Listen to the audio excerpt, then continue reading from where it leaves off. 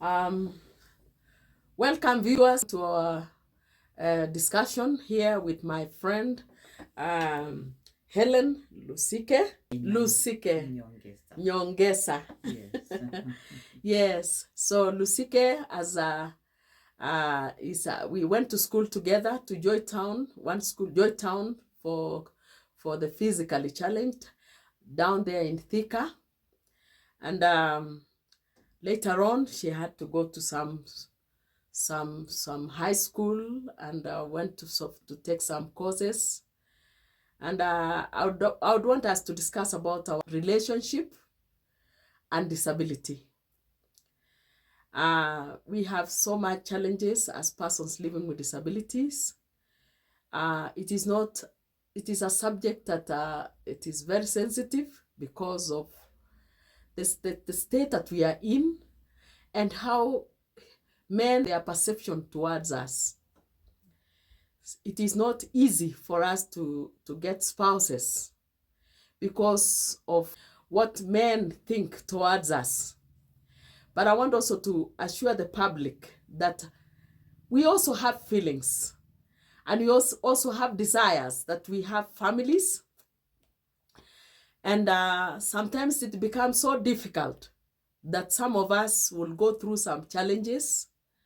Some of us, in my case, I had to get married at the later stages of life, almost ending as a lady. Now, Hellen Lusike will share with us about her experiences when she was growing up as a teenager or as a mature girl with a disability. I am a mother of two girls. I also have a grandchild. My experience as a youth is that I got friends. I had boyfriend. I had boyfriends. Yeah, I had them. Not many. But labda ningepata mwingine tukosane mahali.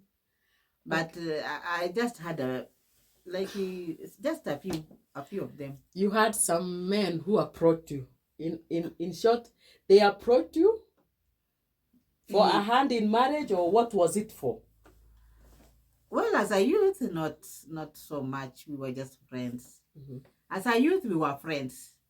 But now, later on, now as I grew, they could approach me for marriage. Yes. And at one time, I decided, let me try this marriage. So at some point, you said, did you have others that did not, that the fact that you have a disability, they will discourage those who approach you, or they will discuss and say some negative about? Oh, definitely. How was some of the examples of how people treated you as a person living with disability? What did they say? Yeah, in your relationship now. I had they could say, sasa huyu mtapelekana wapi? Wangesema huyu mtapelekana naye wapi? But one of them alisema mimi nampenda tu vile alivyo. Yeah. So nilipata mmoja ambaye nilikaa na yeye. But I realized later on he was a very arrogant and very to an extent alikuwa hata ananichapa. Let me ask this question before you came to know him. How long did you relate with him before you could arrive at now having him as a husband? As a husband. Yes. Okay, he came. I think maybe it was the first, what do you say? First, and just looking at him and him looking at me. And there was that love. Yes. Did you have did you ask him to go to your home and ask for a hand in marriage? That one I did several times. Yeah. Of which he did. He did go. He went to my home. Yes. Was he welcome? Well, he was welcome. But my father was like, Well, but my father was not so much of it because I think he had heard that he drinks. He was a drunkard. Oh, he was a He was drunkard. a drunkard man. Yeah. Yes. But of course, they say love is blind. Love is blind. You knew he was a drunkard. He was a drunkard, but not so much that until later I saw it now that I saw from it now that that drunkardness was just too much. It reached a point where it became point where it now was bringing violence. Okay. It was bringing violence and violence. Okay. And my children, just on hearing his voice, could run away, go hide in the chairs, another one in the bed. Yes. And let me ask another question. Let me take you back. Okay. My sister. What perception of your neighbors towards him deciding to marry you? Did they have any negative talk about him marrying you? Leave alone my neighbors. My family, my siblings, yes, were not just happy. Mm-hmm. One, because of the drunkenness and the arrogance and the riotous man that he was. You mean he came in the first day of marriage, he was arrogant, or it just came later? Of course not. They don't show it. Someone does not show it at that early stage. Yeah. He did. I realized it later on that he was a really arrogant man. Uh-huh. Yes. And one time he almost beat me with my, this one here. One the day, crutch. This one. The tool. Uh-huh. And this was the day I said bye-bye to him. So how? And he told me, if you leave me, I will kill you. And I said, Threats. Kill me. I said it will not work. Mm-hmm. And I decided to say quits. Mm-hmm. Yes. So what is that one incident that was so hard, that was so painful for you to just arrive at quit? What was that? How did it begin until you just said enough is enough?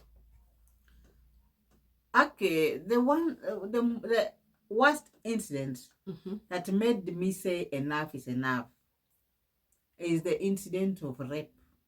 Uh-huh. He wanted to rape my own sister, whom I was staying with. Uh-huh.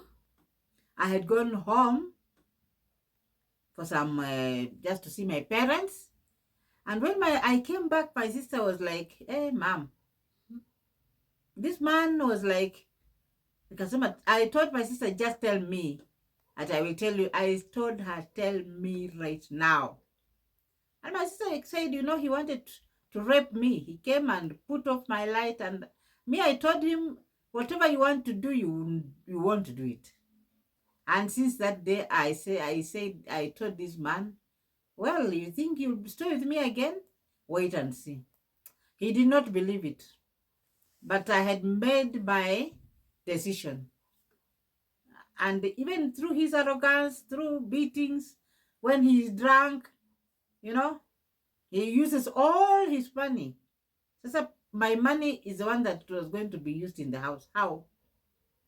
He could drink all of it.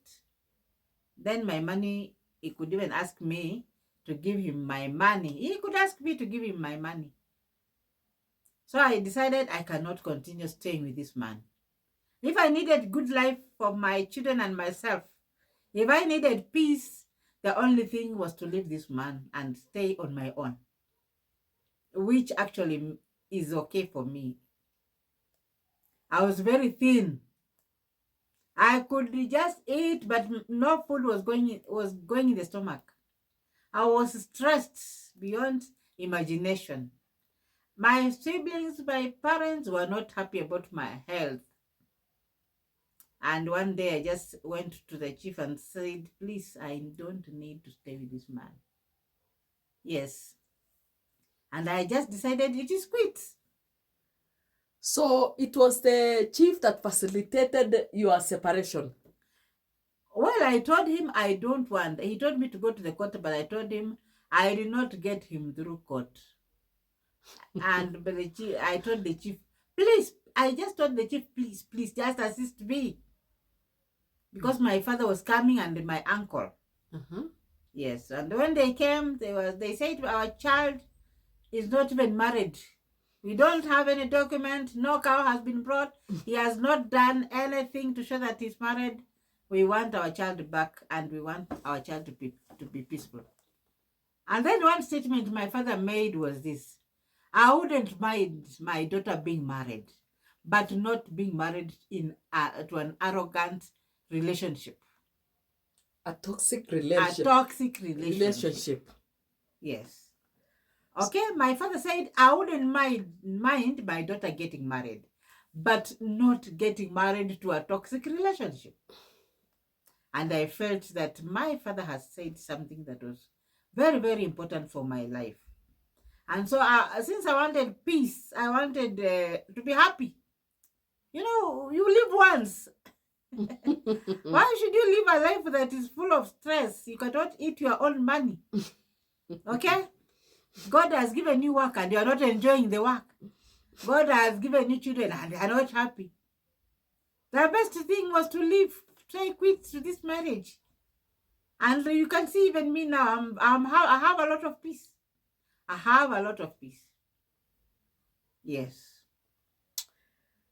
Pole sana for that relationship that you had. Thank you. So he is the father of your daughters?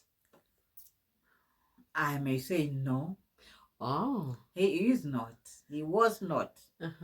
Yes, but you see, I wanted somebody who could give me comfort. I wanted somebody who could help me somewhere. Okay. Yes. I wanted a companion. You wanted companion? I wanted a companion. Yeah. Of course, there are some men who stay with the woman's children. Okay. Yes. Ah. But now this one, it proved the opposite. Ah. Yes. Okay. Yes. So, thank you.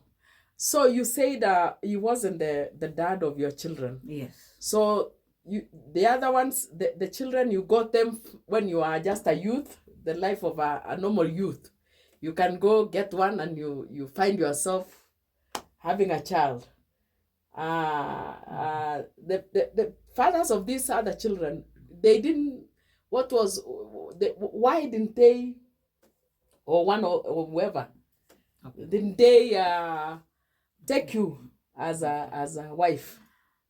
Well, the father of the first girl, yeah, died earlier. Oh, he died. So sorry. He died. And was he ready to marry you? No, not really. I realized he had some. I really didn't. He wanted, but I didn't want. I realized a few things that were not good from him. Yes. Okay. He was a promiscuous. He was very. Yeah, he was a man who could just move from this lady to this lady to this lady and that lady. He was a womanizer. He was a real womanizer. Yeah? Yes. So in the process, he just cheated on you and gave you a baby. I had gotten a baby before I knew that he was an womanizer. Yes. Okay, that's a lesson for us women with disabilities. Yes. That we need to be very careful. Very careful. Don't just enter into some relationship before you know the man and how he behaves. And then your second one? My second man, yes, he impregnated me. When I was pregnant, he made me feel like I was out of place. One, he never even bought me even anything, not even a soda. I carried the pregnancy alone. He was not there for me. Yes, he knew he had done that, but he was never there for me. At one time, I went looking for him where he was, and he told me to leave him alone. Mm-hmm.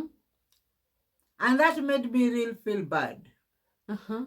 And I decided, well, let God help me, and I'll get my child. So, And can you imagine, after giving birth, he was not even there. He was not there until my workmates went to the children's department and told the children's officer that this lady is suffering. This lady is really suffering. with the disability. With a disability, she has been deducted her salary for this month. She has a baby. This man is not coming anywhere for help. Uh-huh. Nowhere. And he was very much around. And the children's officer was a woman. Mm-hmm. And she called me and called him. Mm-hmm. Came there pretending what he didn't know. Told him he knows I have a kid. Then from there he brought me some little money to cater for the baby. But I was so pissed off. You can only be happy with somebody who takes care of you during pregnancy. That is the person who accepts you. Mm-hmm.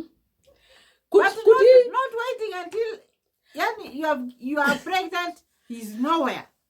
He cannot even buy for you. And you know when you are pregnant, you have a lot of cravings. I think that was the time I really felt bad. Let me ask a question. Could this be a man who just wanted pleasure out of you and disappear? And he had told me he will be responsible. I've never forgotten that statement. So he promised. He promised to be responsible. But could he be those men who are laughed at by the friends because of your disability? Maybe that could have been the reason why he just had to shy away from you. Could that be the reason? I don't know, because I used to go and see him. Mm-hmm. I used to go and see him when I had not been pregnant. So why could he have accepted to see me when I was not pregnant? And why not? Okay, even if he could not want to be near me when I was pregnant, at least he could help me. He could help me. Could help you. He could just send somebody to bring for me anything. Maybe he didn't want to be there. He wasn't serious. He wasn't serious. He was not ready to marry you, my sister. Like he was not ready. Yeah. Yes. So sorry for the experiences that you've gone through. Yes. And I'm sure that what you are going through is exactly what many disabled people go through. Yeah. For that reason, I just want to share about my case, my relationship. I also, as I was growing up as a girl, I just had the desire to be married. And one day, someone just approached me and said he loved me.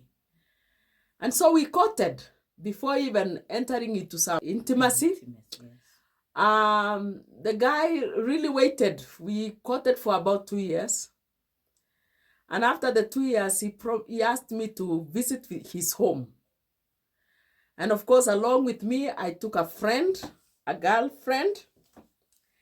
And while in that homestead, of course, we were welcomed. Yes. And everyone else was happy. But later on, of course, the mother had to inquire from the son, which one of the two. Of course, my friend was a normal lady, but because of my disability, myself, I was with physical challenges.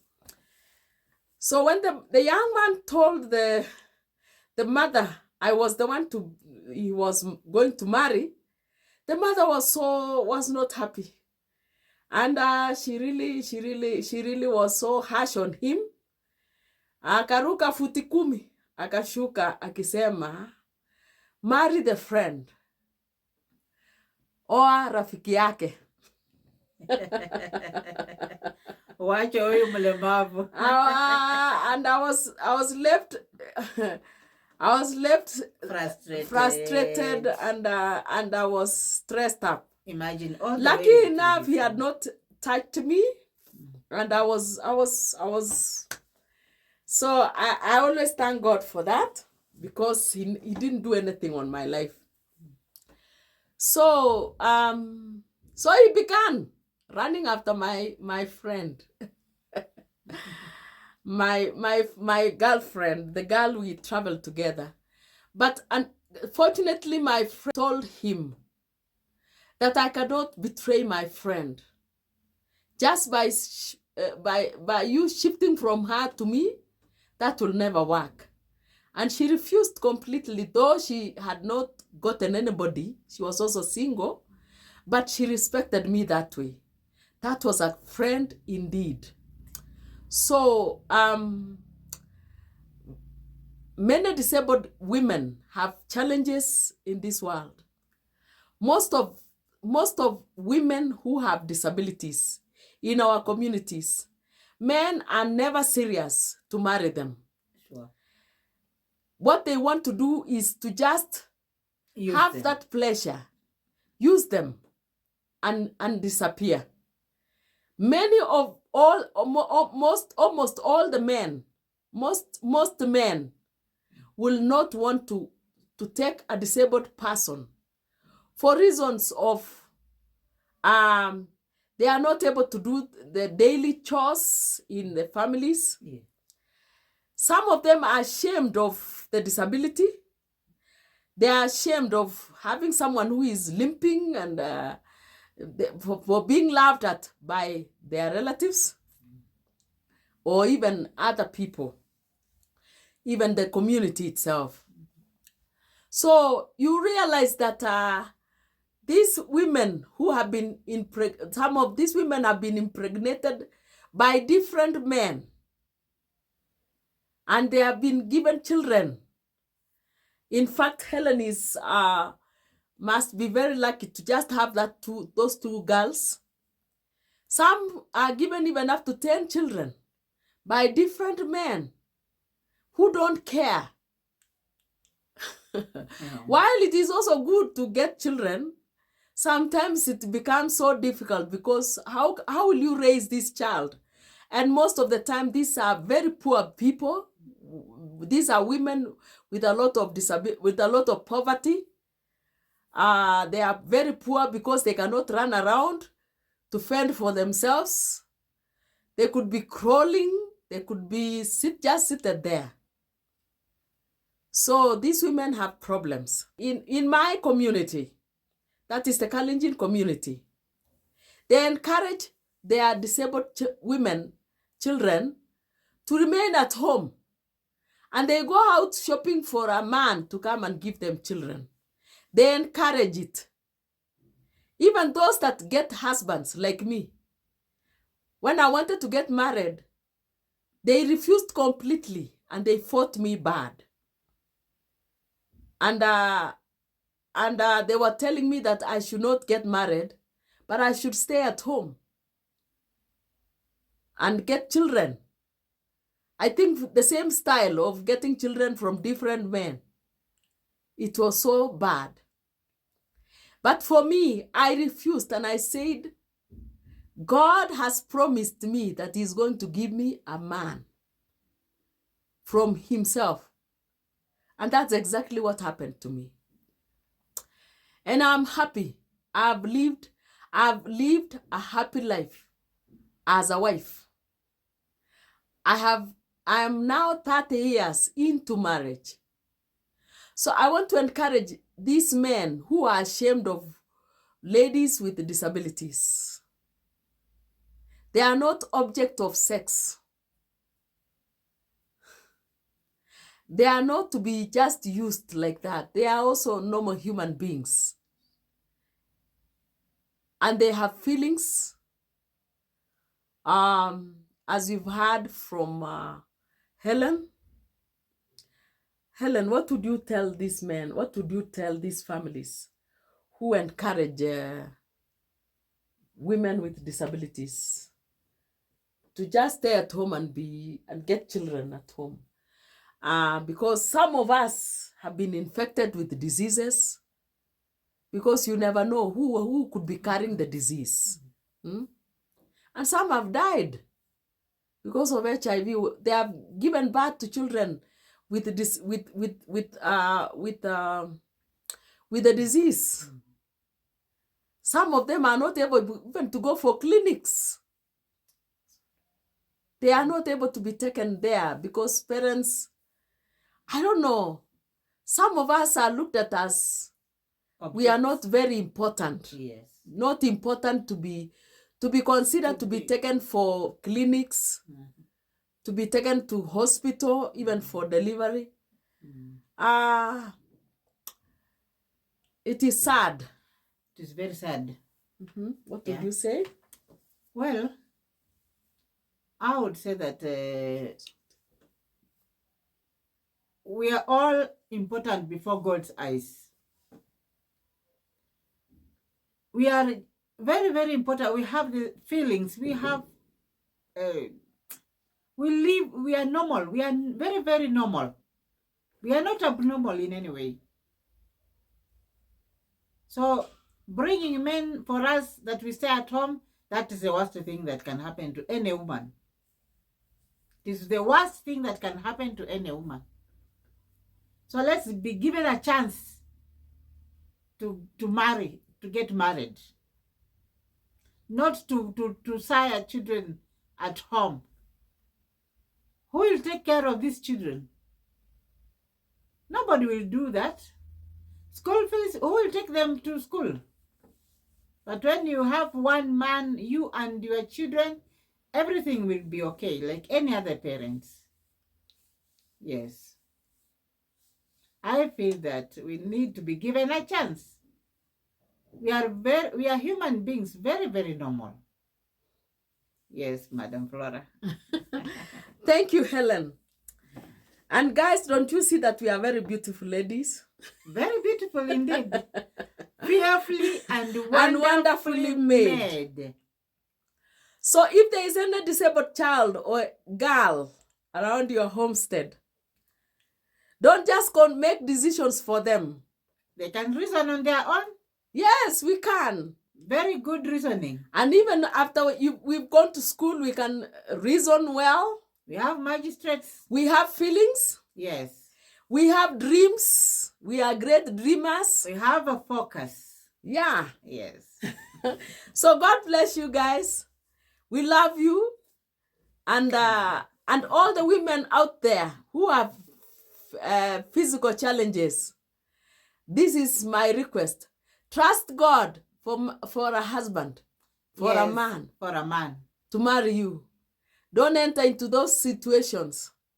Don't put endanger your life, but just allowing anybody. Tom and Harry, Dick and Harry, Dick and Harry, everybody to come walking on your body. Say no. Say no to the wrong person. Thank you. Ask God to give you the man that He has chosen for you. God bless you. Amen. Thank you.